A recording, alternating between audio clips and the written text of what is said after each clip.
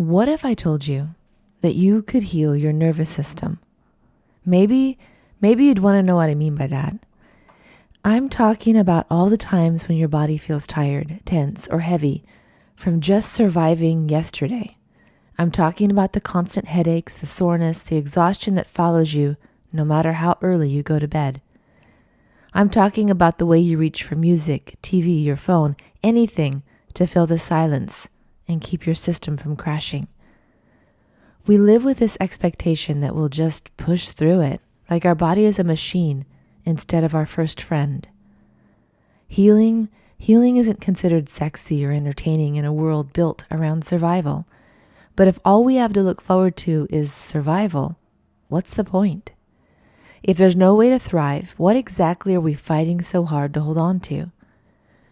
Somewhere along the way, we were taught that pain is normal, that exhaustion is normal, that being overwhelmed is just part of adulthood, that playing through the pain is just what men do, that living in physical chaos was part of being a woman, a mom, or menopausal, that coping is the best anyone can hope for.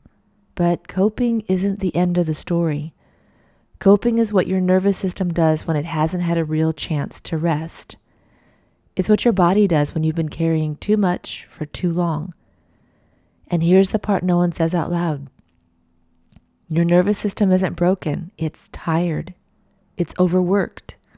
It's been protecting you in all the ways it knows how. But protection isn't the same as healing. Healing begins when your body finally gets a moment, even a small one, where it doesn't have to brace, where it feels breath that isn't rushed, when it feels a moment of quiet that isn't filled with fear, when it recognizes safety again, even for a second. That's where healing starts, not in some big dramatic transformation, not in a perfect morning routine, in small signals of safety that tell your system, you don't have to be on high alert anymore. You can heal, not by forcing it, not by working harder, but by letting your body remember what it feels like to be safe. If part of you is tired of just surviving, maybe that part is ready for something gentler. You don't have to have it all figured out at once. You can start small. There are guided meditation videos on YouTube you can try to help your nervous system find moments of ease. If you want to explore ways to start restoring your nervous system, you can start with the links in the description box, all of which lead to places where you can find practices, resources, and gentle guidance to support your body and mind. Remember, each step you take back to yourself, no matter how small, brings you closer to something more alive, more calm, and more whole.